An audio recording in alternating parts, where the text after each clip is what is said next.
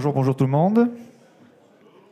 Je vais peut-être encore attendre 1 minute, voir s'il y a d'autres personnes qui arrivent, et après je commence, parce que sinon je n'aurai pas le temps.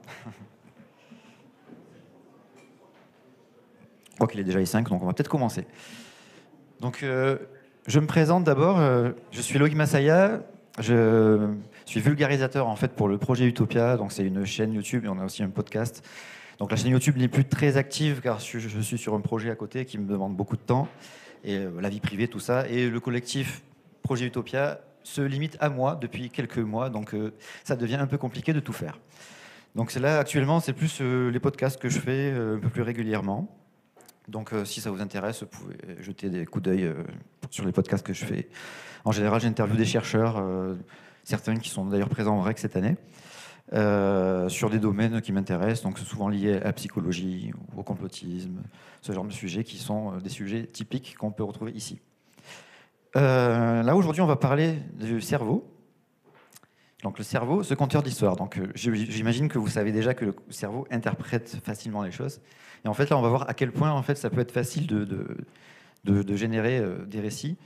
Donc je vais demander... Alors je regarde s'il y a des enfants, c'est dommage, c'est ouvert aux enfants, il n'y en a pas assez, tant pis.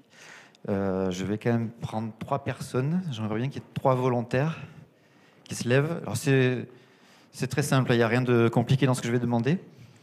Et s'il n'y a pas 3 volontaires, je vais peut-être en désigner. Est-ce qu'il y a des gens qui aimeraient participer un petit peu? Ah, merci. Déjà une personne, madame. Allez.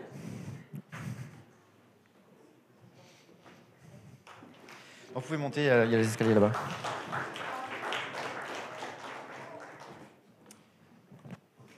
Est-ce que celui-ci marche? Oui, il marche. Alors, si vous vous asseyez, vous n'allez pas voir les images et vous aurez besoin de voir les images.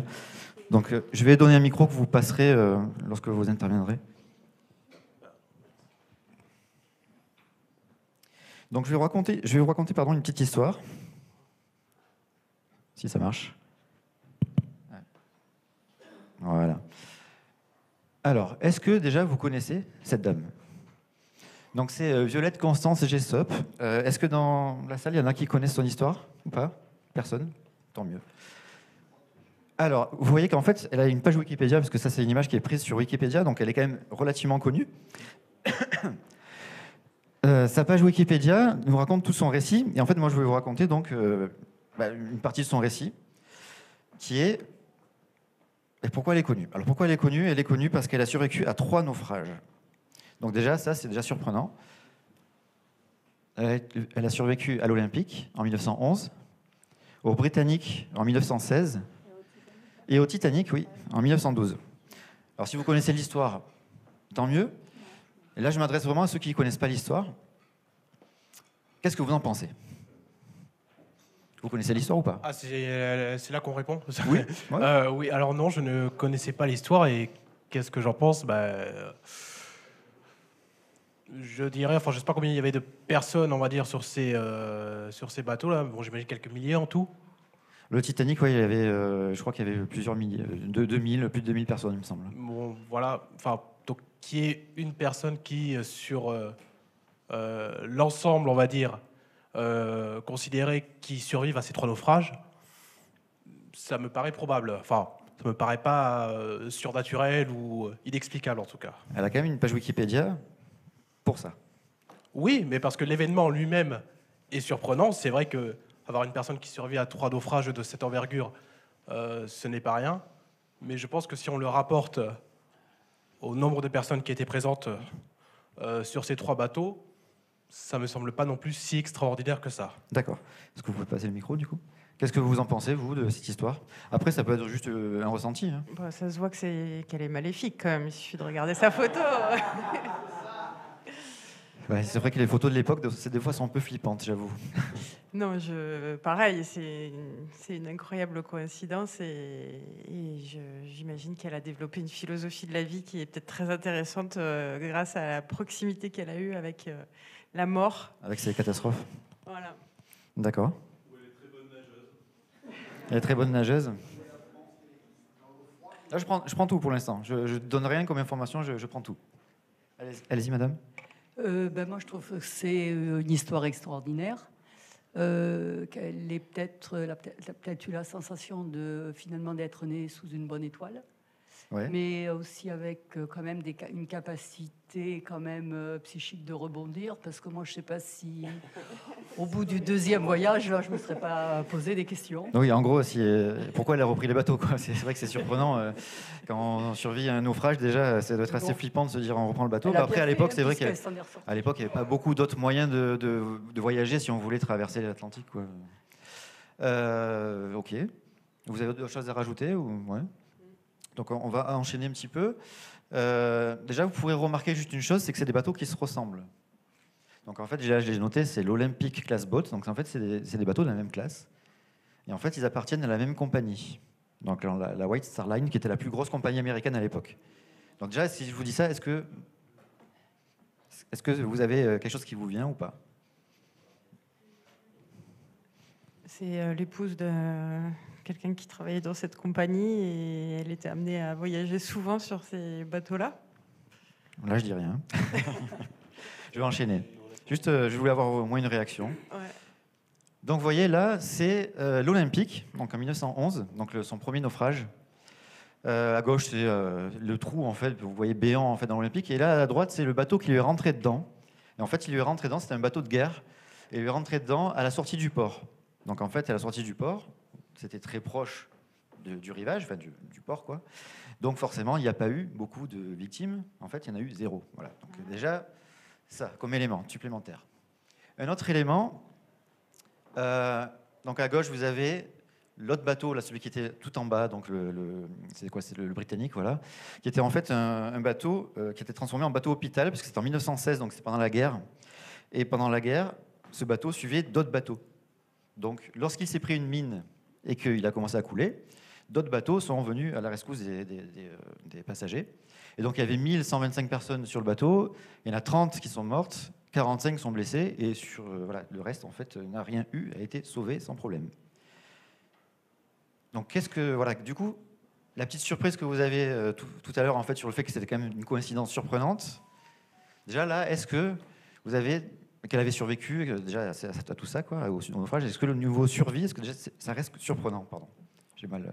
je repose ma question parce que j'ai mal...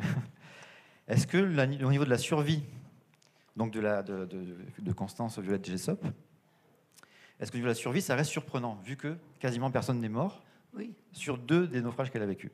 Oui, bah, c'est ce que j'allais dire, ça relativise quand même voilà, enfin, moi, j'ai moins de surprises, quoi. Voilà, il y a moins de surprises, forcément. Pareil, ouais.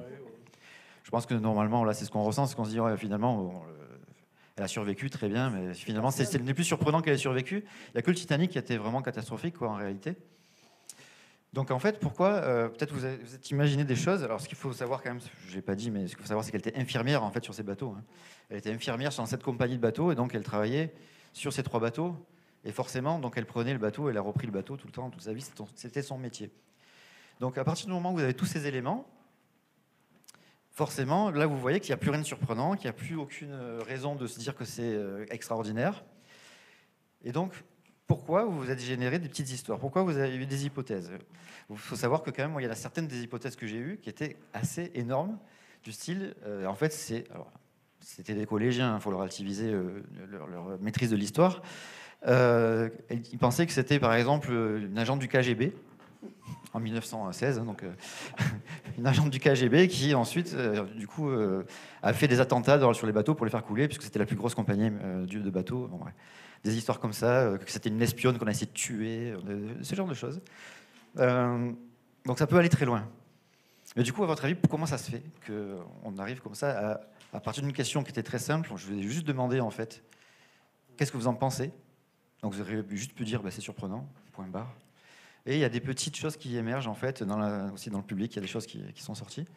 Donc à votre avis, comment ça se fait qu'on se crée des histoires comme ça? On a besoin de trouver une cause à ce hasard. Oui, il y a un besoin de sens, effectivement, on a besoin de sens. Et je pense aussi que notre imaginaire est bercé de tout un tas d'histoires de ce style et qu'on vient puiser même à notre propre insu en quelque sorte dedans. Et c'est en cela, je pense, qu'on va s'imaginer des histoires assez facilement à partir d'eux. quelques éléments finalement peu parlants en soi, mais avec lesquels on peut broder. Mais non, c'est bien, c'est bien. Parce qu'ils sont montés sur l'estrade. Je vous en prie, madame. Oui, ben, Pardon ? C'est-à-dire ? Le fait qu'ils soient montés sur l'estrade n'est pas neutre. Mais par rapport à la...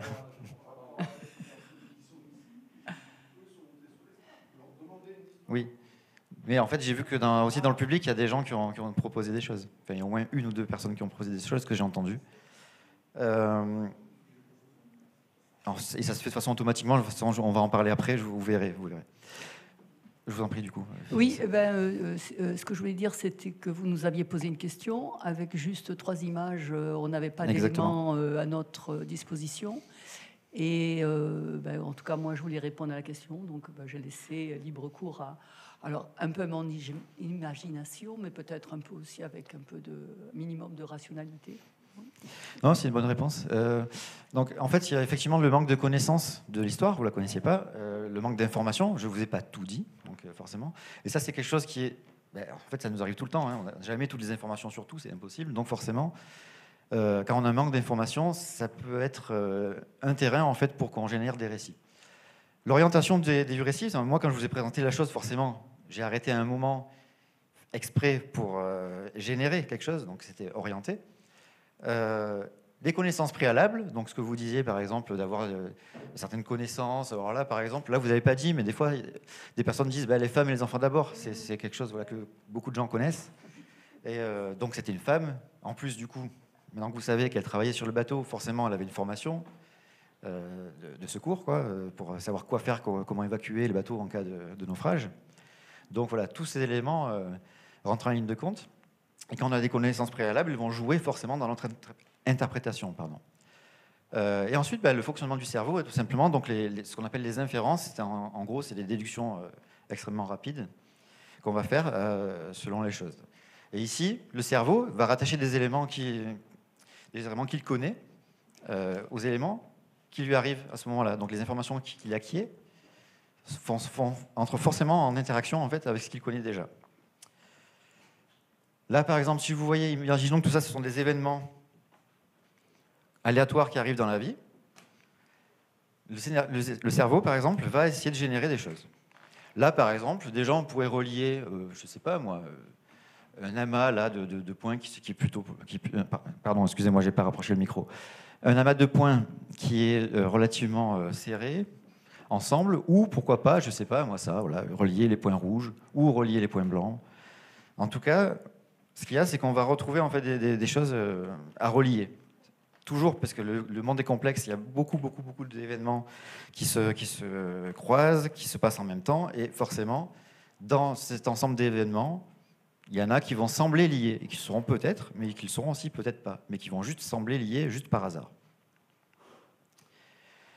Vous pouvez retourner vous asseoir si vous voulez, il n'y a pas de souci. Une personne peut rester, donc vous pouvez rester si vous voulez, parce qu'après je vais... Oui, je vais avoir besoin. Donc merci de rester. Par contre, vous pouvez peut-être vous asseoir en attendant, il y a encore quelques minutes. Okay. Ouais, je ne vais pas vous laisser debout quand même. Donc, le cerveau, comment fonctionne-t-il? Alors là, c'est quand même très schématique, évidemment. Je ne suis pas un spécialiste du cerveau, donc je vous schématise les choses. Moi, je suis juste vulgarisateur. Donc, on va avoir plein de choses qui rentrent en interaction pour produire des raisonnements. Donc, une capacité réflexive, on a tous forcément des capacités différentes. Et ces capacités vont être en interaction avec d'autres choses qui sont par exemple l'état physiologique, donc dans quel état de fatigue on va être par exemple, ça va influencer nos raisonnements. Les fonctions automatiques du cerveau qui sont à peu près communes à tout le monde, hein, c'est ce qu'on appelle des heuristiques. Dans les heuristiques, en fait, c'est des fonctions automatiques du cerveau qu'on met en place au fur et à mesure du temps, souvent par l'apprentissage, des fois plus ou moins certaines sont considérées comme innées. Mais la plupart des heuristiques sont liées à l'apprentissage. Donc, par exemple, sur les bébés, vous pouvez constater en fait que les bébés mangent très mal au début. En général, ils en mettent partout. Et petit à petit, ils arrivent à mettre les choses dans la bouche, à viser de mieux en mieux. C'est qu'avec l'apprentissage, à force d'essayer de se mettre les trucs dans la bouche, ils vont arriver à avoir le geste le plus précis, en fait, qui est le plus précis qu'ils arrivent à maîtriser. Et pourquoi on appelle ça une heuristique? Les heuristiques, c'est aussi utilisé en informatique.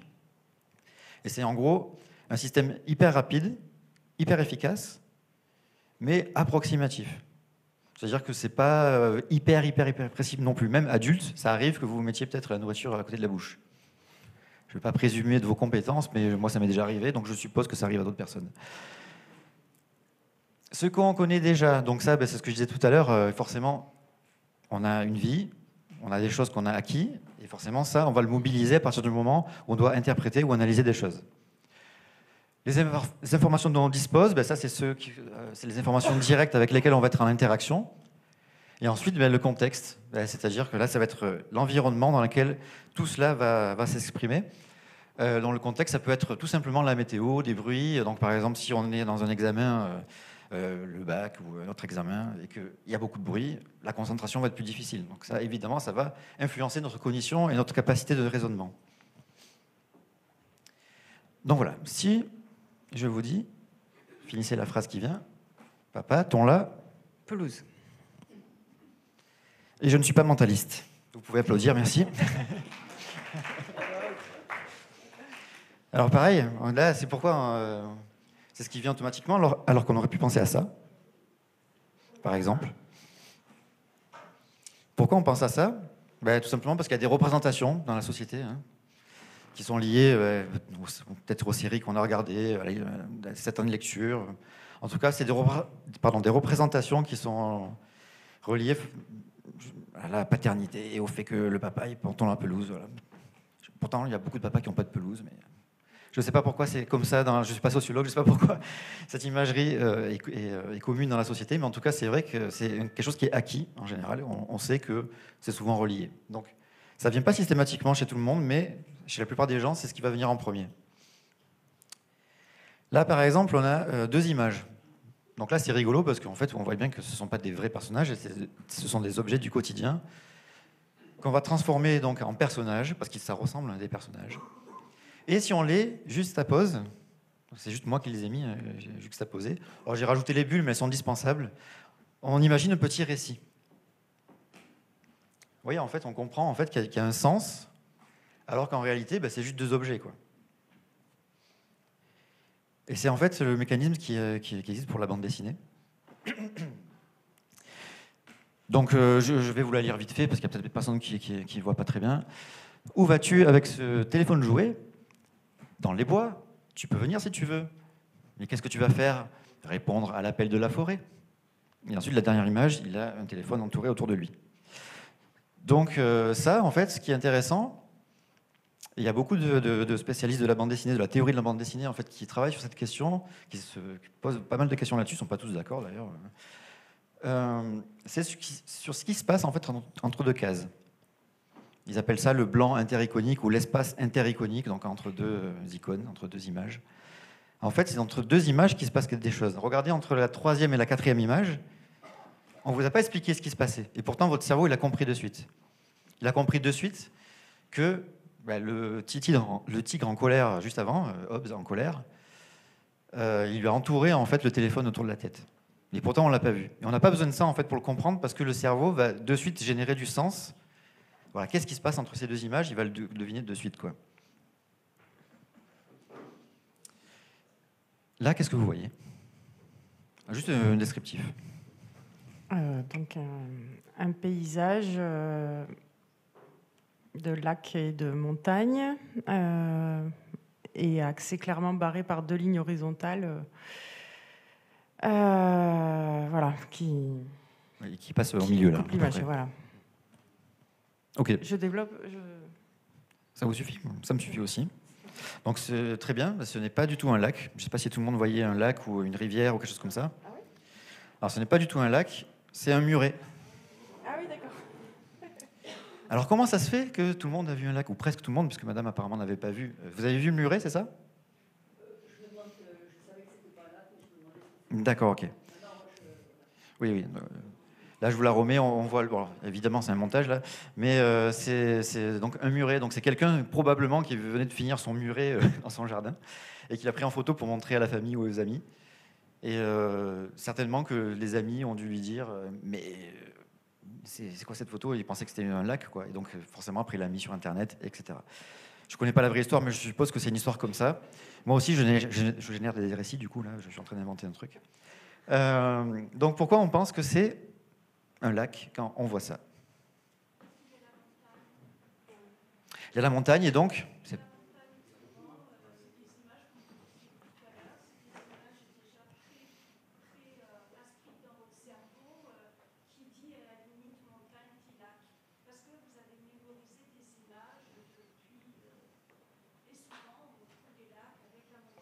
Donc souvent on retrouve des lacs sur les photos, sur les images qu'on a l'habitude de voir. Si je résume ce que vous dites pour la vidéo. Oui, ça fait partie de l'explication.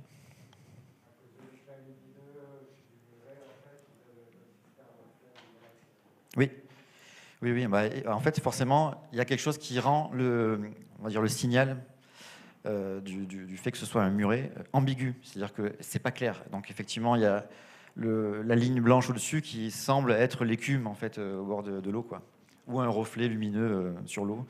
Donc effectivement, ça joue sur l'interprétation. Et effectivement, vous avez raison.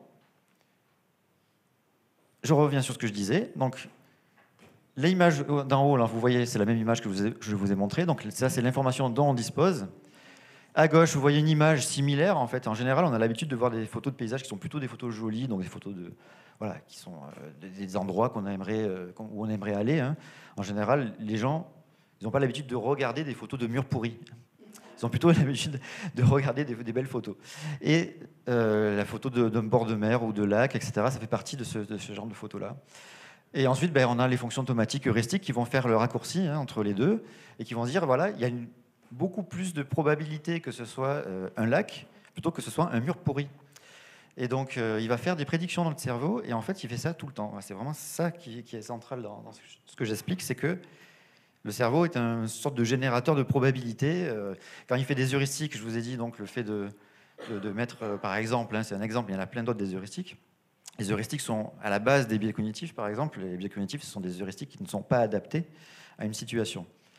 Et le fait de mettre, par exemple, dans la bouche de manière imprécise, c'est en fait une prédiction. Il y a plus de chances que je vais réussir à mettre dans la bouche si je fais ce geste-là en ayant le coude comme ça, que si je fais ça.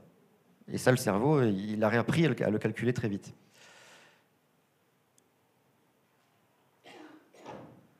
Ah oui, il y a une vidéo normalement. Ah non, d'abord il y a ça, pardon, excuse-moi. Il y a la vidéo, elle est juste après. Donc ça, c'est un scientifique, donc un neuroscientifique qui a écrit un bouquin où il explique du coup l'univers mental recréé par le cerveau, et il explique vraiment ce processus de prédiction que le cerveau mobilise constamment pour interpréter le monde. Et donc je vais vous montrer en fait les magiciens qui, eux, utilisent cette capacité de prédiction du cerveau vraiment de manière récurrente. Alors pas sur tous les domaines, évidemment, ils n'utilisent pas toujours la même chose, mais vous allez voir que c'est quand même assez percutant. Merci. Excusez-moi. Non, je vous demande ça parce que... Où est le briquet? Suivez bien la cigarette. Le briquet, il est dans la cigarette, parce qu'à la place de la cigarette, il y a le briquet. Donc ici, la cigarette. Je ne sais pas si vous me suivez, là. Donc si ici, j'ai la cigarette et ici, le briquet, où est Alors le problème de la cigarette, c'est qu'elle est sous le coude. Mais comme il n'y a personne qui m'écoute quand je parle, forcément, si je le briquet, le briquet, il est derrière l'oreille. Vous l'avez pas vu? Regardez, jusque là. Ah, au début, on voit pas. Hein. Après, je vous explique que... Oui, alors le problème de la cigarette, c'est qu'elle va également tomber... Ah bah non, on n'est pas là. Bah alors... Vous comprenez pourquoi je viens d'arrêter de fumer? Ouais, il est fortiche quand même. Alors, est-ce que vous savez que les magiciens en général utilisent les détournements d'attention, hein. Ça, c'est un truc qu'ils utilisent aussi. Donc, ils utilisent deux choses, le détournement d'attention et en fait la prédiction du cerveau. Donc, le détournement d'attention, c'est par exemple quand il va faire ça comme s'il cherchait en fait le briquet ou la cigarette, et forcément avec l'autre main, il fait autre chose. Est-ce qu'on peut mettre la vidéo suivante du coup, s'il te plaît? Vous allez voir, ça va être au ralenti.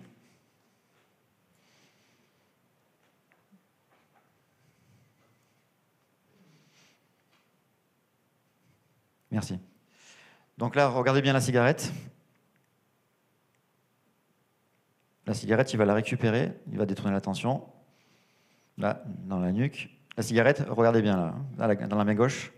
Il va la mettre dans la poche, à ce moment-là. Et après, il va faire exactement la même chose avec le briquet dans la poche, à ce moment-là. Donc tout le monde a vu ça, c'est bon? Pourtant, même si je vous ai dit de suivre la cigarette et le briquet, vous avez eu du mal en fait à le voir en fait en général. C'est le cas de tout le monde, hein, je vous rassure, vous n'êtes pas les seuls. Pourquoi? Parce qu'en fait, le cerveau va faire une prédiction qui est ce qu'on appelle la permanence de l'objet. C'est quelque chose que les enfants acquièrent, je crois, à 3 mois. Je ne sais pas si vous saviez ça. C'est un truc qu'on acquiert très tôt. Et la permanence de l'objet, c'est juste qu'en général, quand il y a un objet qui est posé à un endroit ou qui est quelque part, il ne disparaît pas comme ça. Tout simplement. C'est juste ça, en fait. Et c'est pour ça que les enfants rigolent souvent quand vous prenez un doudou, par exemple, vous lui montrez. Et vous faites ça, et après, vous ressortez la main sans le doudou. Et en fait, c'est un peu le même effet, en fait. C'est exactement la même chose. Parce que lui a acquis la permanence de l'objet. Et du coup, il est surpris quand ça ne se passe pas. Votre cerveau, en fait, il génère une prédiction, hein, tout simplement. Il se dit, il y a 99,99% de chances que l'objet il soit toujours dans la main. Il n'y a pas de raison qu'il ne soit pas.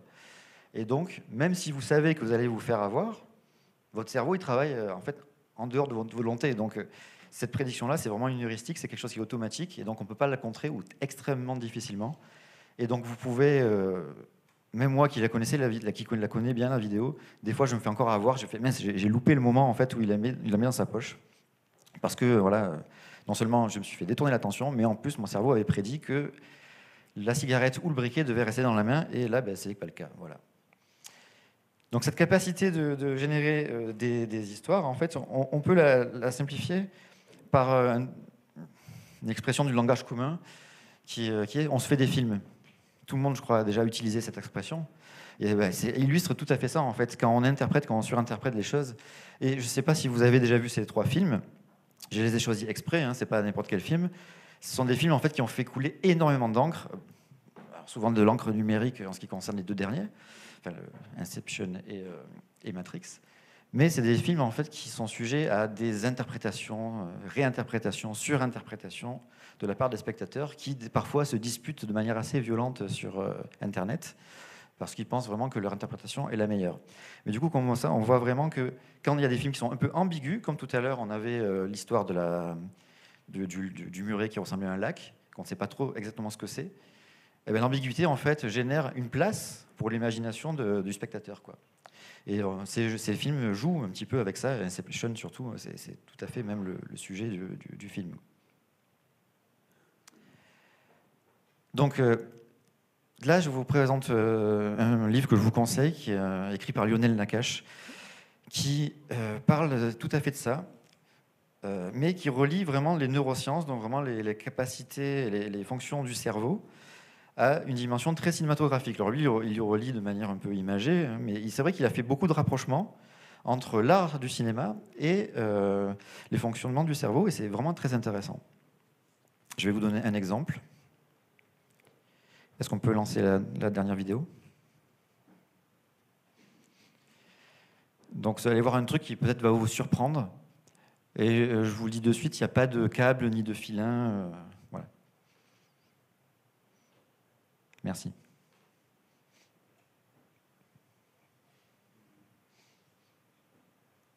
Donc l'hélicoptère s'envole sans que les hélices tournent.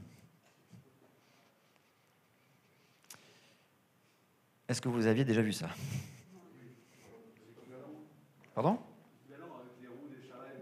Exactement. C'est ce qu'on appelle l'illusion de la roue de chariot, parce que dans les westerns, en fait, dans les westerns qu'on a repéré ça, on voyait en fait dans les westerns les roues de chariot qui soit ne tournaient pas, soit tournaient à l'envers des fois, par rapport à dans le sens dans lequel elles devraient tourner. Donc la roue de chariot, je vais en fait j'ai fait un petit mouvement en fait de la roue dans ce sens-là, dans le sens des aiguilles d'une montre, voilà, avec un petit pivot juste très léger. Et donc vous allez voir que là, tout simplement, vous allez voir la roue qui tourne normalement, il n'y a pas de souci. Hop, pardon. Là, cette fois, par contre, c'est exactement le même sens de rotation, sauf que l'axe va être un petit peu plus large. D'accord? Je vous montre ce que ça donne. Alors, ça va être assez amusant parce que en fait, le rouge va tourner dans le sens des aiguilles de montre, mais le blanc va tourner dans l'autre sens. Est-ce que tout le monde l'a perçu ou pas? Je le remets, attendez. Alors, pourquoi ça fait ça au cinéma? Alors là, je vous raconte pour le cinéma. Après, on en arrivera au cerveau. Mais pour le cinéma, c'est tout simplement que les caméras, elles ne filment pas en continu. Elles vont ponctionner en fait des images. Alors, pas aléatoirement, hein, c'est de manière régulière. Donc, ça va être, au cinéma, en général, c'est 24 images par seconde. Mais après, il y a des caméras qui filment à 50, à 100, même beaucoup plus aujourd'hui. Mais au cinéma, la diffusion va être de 24 images par seconde. Donc, souvent, on filme de base à 24 images par seconde. Et il s'avère que, puisqu'on ponctionne des images de temps en temps, selon la vitesse de rotation de la roue, l'emplacement en fait de chaque pale va donner l'illusion que ça tourne à l'envers, parce que l'axe de rotation est plus grand. C'est peut-être un peu compliqué à expliquer comme ça, mais l'idée c'est ça, c'est que comme on fonctionne en fait de manière ponctuelle, on ne prend pas toutes les images, juste quelques-unes, il suffit que ça tombe au bon moment en fait pour qu'on ait l'illusion que ça tourne dans l'autre sens. Je vous le montre sans le rouge, vous allez voir encore mieux la chose. C'est exactement la même chose, j'ai juste enlevé le rouge. Là, vous voyez que ça tourne dans le sens inverse des aiguilles de montre. Alors qu'en fait, je viens de faire une rotation qui est dans ce sens-là. Et ce qui est intéressant, c'est qu'en fait, on peut se rendre compte que dans la vie réelle, si vous regardez les roues de voiture, les jantes, alors là, c'est encore une vidéo, hein, évidemment, mais si vous allez dans la vie réelle, que vous regardez les jantes, ça peut arriver parfois que vous voyez ce phénomène-là. Donc, vous voyez, le centre, en fait, des fois, s'arrête ou tourne dans un sens, puis dans l'autre. Et le sens de rotation des jantes semble inversé, plutôt que je roulais comme ça. Et je ne sais pas si vous avez déjà remarqué ça dans la vie réelle. Donc en fait, ça veut dire une chose, c'est que le cerveau fonctionne, ou le cerveau ou l'œil, mais on pense plutôt que c'est le cerveau. Lui aussi, il ponctionne en fait, de temps en temps, des images. Et il ne fonctionne pas avec une perception dynamique et continue en fait, du réel. Il va ponctionner en fait des images. Et ensuite, c'est lui qui va créer l'illusion du mouvement. En fait, le mouvement qu'on observe, c'est quelque chose qui est une illusion pour nous, c'est recréé par le cerveau, et ce n'est pas quelque chose qu'on perçoit réellement. Alors pourquoi, en fait, je parle tout ça dans le cadre de l'esprit critique, à votre avis? Oui. Si on comprend que le mécanisme de notre cerveau, on peut prendre plus de distance avec les informations prises, quoi. Par exemple, c'est un premier point, effectivement. Est-ce que d'autres personnes ont des idées? Pourquoi je vous parle de tout ça, des interprétations du cerveau dans le cadre de l'esprit critique? Dans les informations, notre cerveau va aller pêcher des signes d'intérêt qu'on retient. Alors là, c'est pas tout à fait le sujet, mais oui, il fait ça, effectivement, vous avez raison. C'est un petit peu le sujet, mais c'est pas exactement le sujet. C'est plus les informations qui nous intéressent et comment il va les interpréter, là, le sujet, qui peut être... pas à la bonne, quoi. Apparemment, mon cerveau ne prend pas toutes les images, dans le codage, en fait, il n'y a pas toutes les informations. Et en fait, alors, non seulement il n'y a pas toutes les informations, mais en fait, il ne peut pas. Le réel est tellement complexe qu'il ne peut pas analyser tous les mouvements qui se passent autour de lui, tous les événements qui se passent autour de lui, la vitesse du vent, etc., etc. Mais par contre, il est extrêmement performant pour faire une synthèse utile de tout ça. C'est pour ça qu'on arrive à vivre au quotidien de manière tout à fait naturelle et sans problème. Mais c'est vrai que ça peut des fois occasionner certains problèmes. Par exemple, si je vous montre cette phrase, donc l'essence ontologique de la réalité transcende les catégories cognitives limitées de l'esprit humain.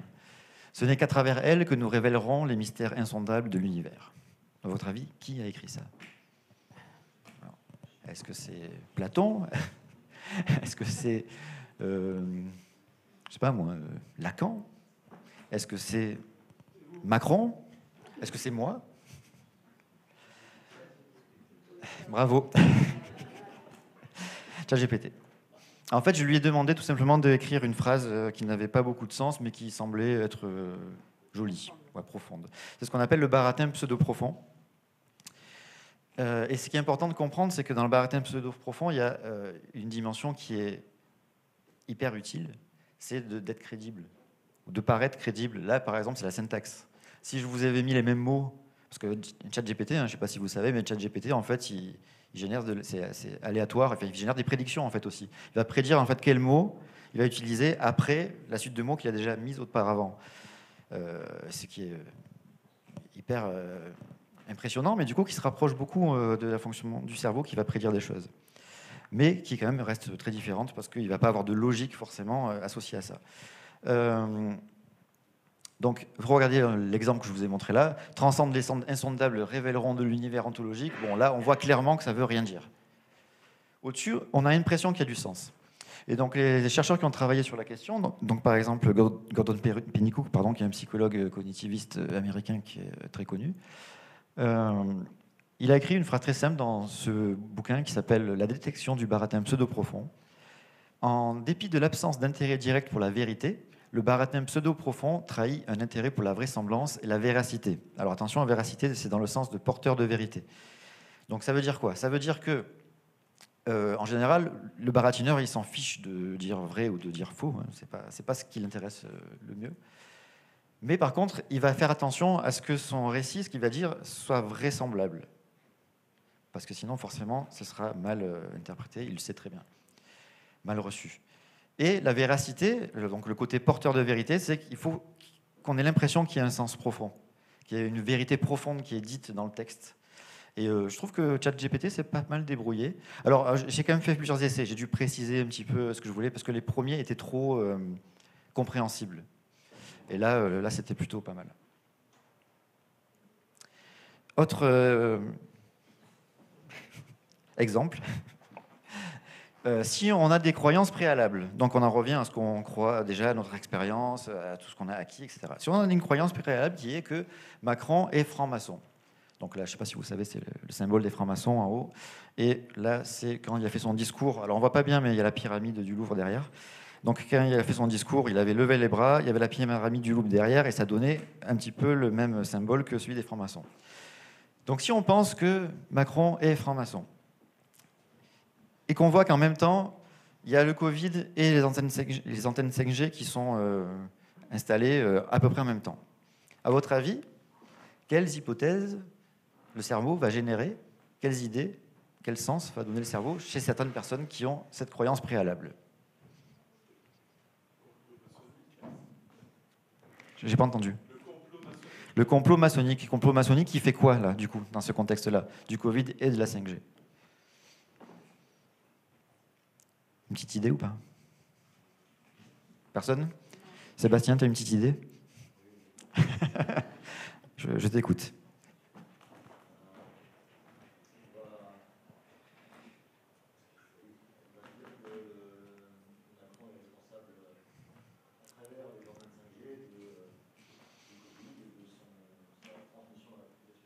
Voilà, alors je résume, je répète ce que tu as dit. Donc Macron serait responsable du Covid, en gros, à travers les antennes 5G. Donc effectivement, c'est des hypothèses qui ont été mises sur le marché des idées complotistes. Il y en a eu d'autres, hein. Il y en avait que les vaccins, donc les restrictions gouvernementales étaient faites pour nous contrôler. Les vaccins, donc, étaient faits pour nous contrôler. Et que donc, on essayait de nous contrôler avec les antennes 5G via le vaccin. Bon, par quel mécanisme non résolu, je ne sais pas. Mais en tout cas, c'était des idées qui sont arrivées tout simplement parce que voilà, il y a ces idées préalables, il y a cette opposition au gouvernement, ces événements qui se passent en même temps, et donc forcément, interprétation. Je regarde juste combien de temps il me reste. Bon, ça va. Donc, pour en finir, je voulais juste rappeler que quand on parle du cerveau, souvent on a l'impression que du coup, on parle de choses qui sont très personnelles, très individuelles, même si elles sont communes à tout le monde, évidemment.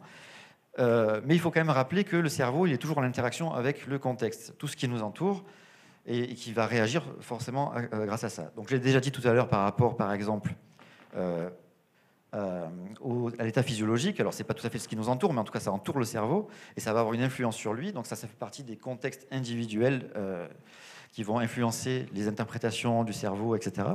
Donc, l'expérience acquise, notre appareillage sensoriel, donc les yeux, les oreilles, tous les sens.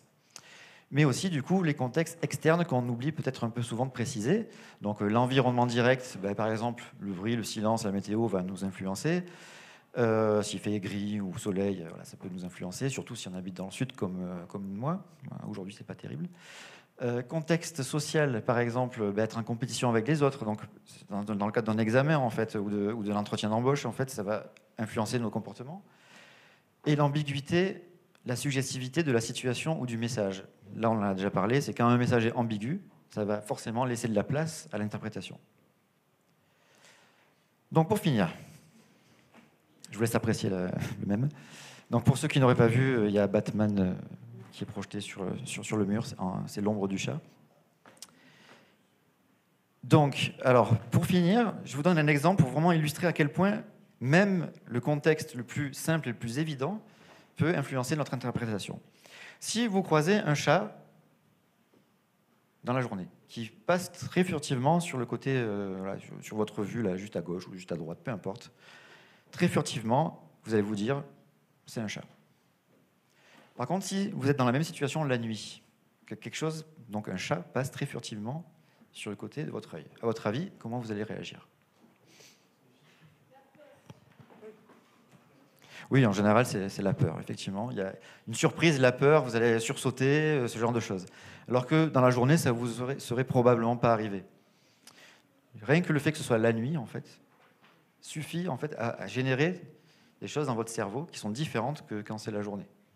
Donc voilà, même le contexte le plus simple, le jour-nuit, extrêmement simple à comprendre, peut nous influencer. Et c'est important quand même de le rappeler que ce n'est pas juste des choses qui se passent purement dans notre tête, il y a aussi l'environnement qui va jouer, quoi. Donc voilà, c'est fini, je vous remercie. Et si vous avez des questions, je peux les écouter et je vais voir si certaines personnes en ont posé sur l'application, parce que je ne sais pas si vous savez, mais il y a une application. Hop, apparemment, j'en ai pas. Donc, est-ce qu'il y a des questions sur tout ça?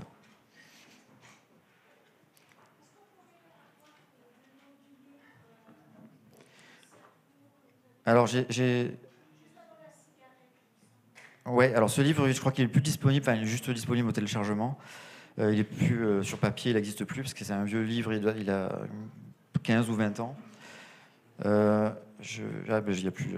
Alors, le titre, c'est... que je m'en souvienne, c'est Chris Fitz. Je vous le donnerai après, si vous voulez. Vous tirez dans le mois, je vous le donnerai après. Parce que le titre, je ne me souviens plus exactement, mais l'auteur, c'est Chris Fitz. D'autres questions? Oui. J'ai bien cru comprendre les échanges.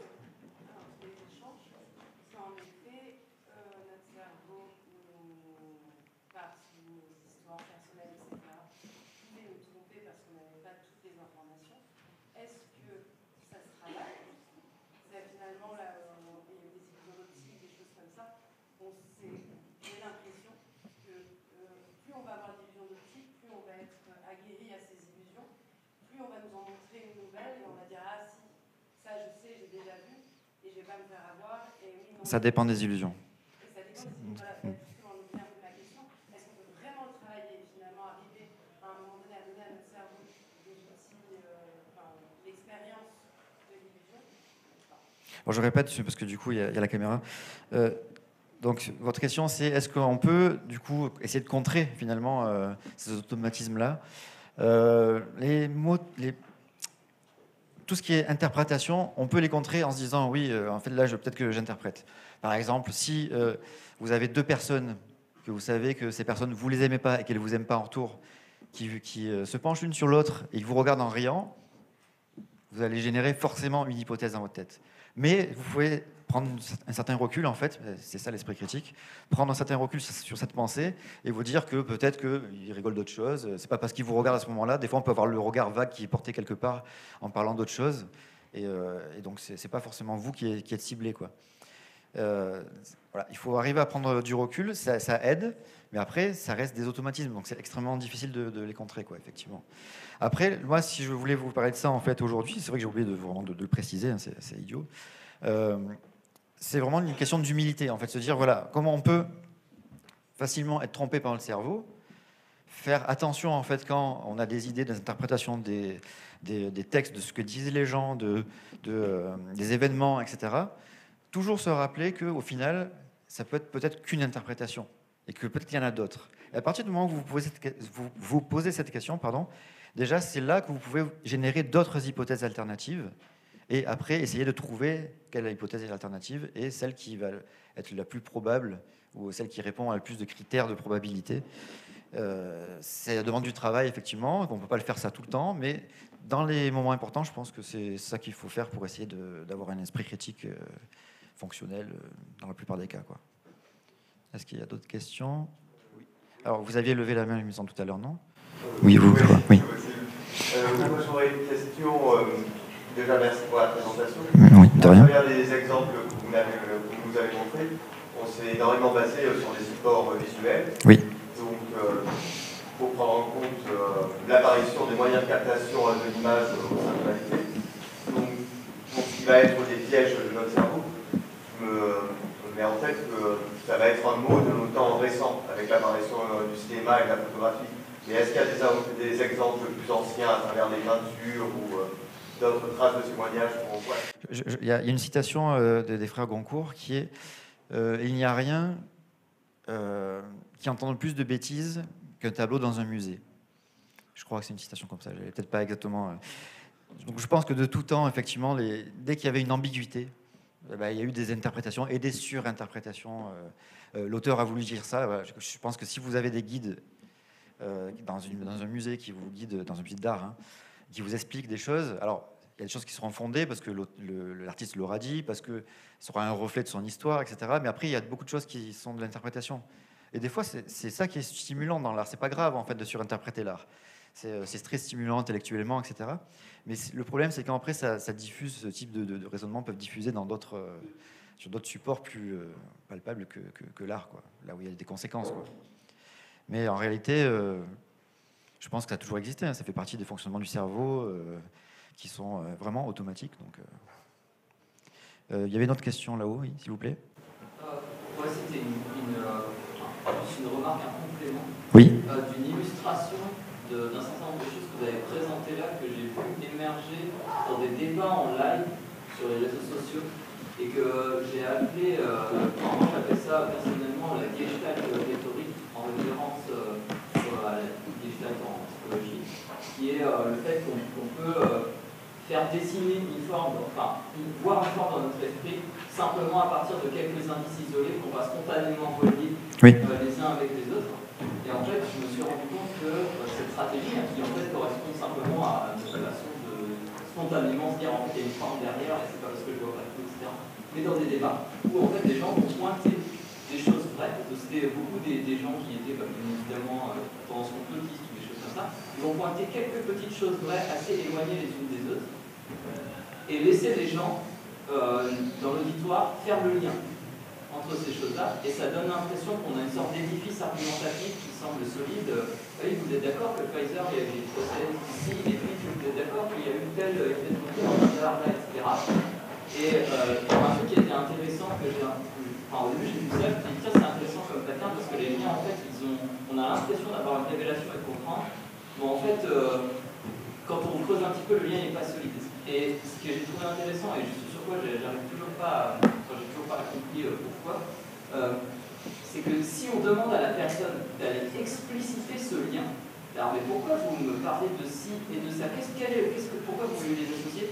Là en fait le truc il a tendance à s'effondrer, tout l'argumentaire s'effondre et la personne commence on sent que voilà, il faut passer à autre chose, il faut trouver un autre point à mettre en évidence parce que ça va pas. Et donc moi c'est un truc que j'utilise souvent maintenant pour repérer, c'est est-ce que la personne elle essaye d'expliciter les liens logiques et causaux et argumentatifs entre les points véridiques qu'elle essaie de mettre en valeur pour justifier son raisonnement.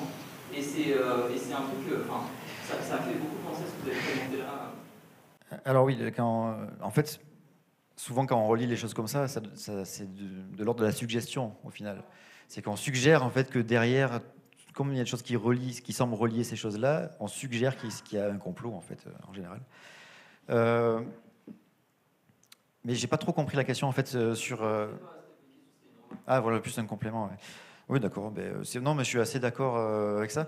Et de pointer effectivement le fait que le lien entre les choses n'est pas évident et qu'il faudrait le prouver en fait pour que ça devienne une preuve, quoi. Ouais, je pense que c'est une bonne méthode. Après, est-ce que ce sera une méthode suffisante?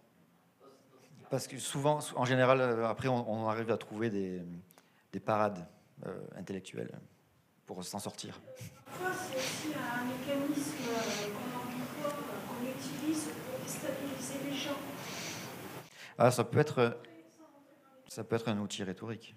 Dans certains milieux, lors d'un entretien professionnel, Lors d'un entretien professionnel? J'ai pas entendu. Lors d'un entretien professionnel? Oui.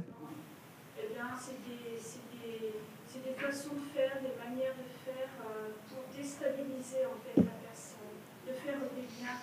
Je sais pas, je peux pas tout m'éloigner. Oui, genre on soupçonne. Ouais, Ouais, c'est pareil, c'est la suggestion en fait. On va suggérer qu'il y a peut-être dans ce que la personne a dit et ce qu'elle a dit peut-être auparavant, un lien entre les deux, alors peut-être qu'il n'y en a pas du tout et que du coup ça va déstabiliser la personne en face puisqu'elle va se dire mais là en fait il croit que ça, donc est-ce que je dois répondre? Ça déstabilise et ça a un effet, c'est une manière. Mais typiquement, le baratin pseudo-profond que j'ai cité tout à l'heure, c'est un truc qui est extrêmement utilisé et qui n'est pas là pour déstabiliser, par contre, mais c'est ça aussi du domaine de la rhétorique, quoi. On va utiliser. C'est de la manipulation, là, dans ce que je dis. Dans ce que vous dites, c'est pour le déstabiliser, donc c'est pas vraiment de la manipulation, mais ça reste négatif, oui. Oui, bien sûr. Il y avait une question. Voilà. Et je crois que, je pense que c'est la dernière. Je pense que ce sera la dernière question, ouais.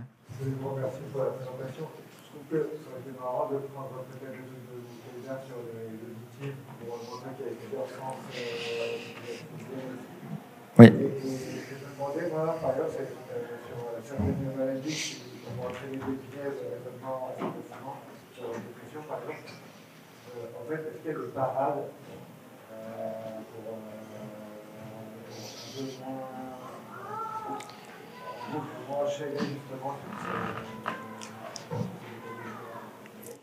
C'est un petit peu la question que j'ai eue tout à l'heure, la question des parades. On va pas prendre du recul et se dire que avoir une humilité et vraiment, ça fait partie de l'esprit critique. De toute façon, alors l'esprit critique c'est très large, mais c'est une des choses qui font partie de l'esprit critique, c'est cette notion d'humilité et de pouvoir se remettre en question. Donc ne pas avoir peur en fait de prendre du recul, se dire bon là peut-être que je surinterprète. Est-ce qu'il y a d'autres possibilités? Est-ce qu'il y a d'autres hypothèses qui pourraient être concurrentes à celle qui me vient en premier? Et là, après, il faut essayer de faire le tri, quoi. Faire le tri, après, il faut des outils, il faut réfléchir, etc. C'est pas toujours évident de le faire parce qu'on n'a pas toujours dans un contexte qui nous permet de le faire. Mais voilà, si on peut le faire et que c'est important de le faire, je pense que on devrait le faire. Tout simplement. Merci en tout cas pour m'avoir assisté. Merci aux autres personnes qui sont venues sur scène. C'était vraiment sympa de pouvoir participer. Je vous remercie de votre écoute. Et écoutez, j'espère que vous écouterez le podcast et que ça vous intéressera. Bonne journée. Au revoir.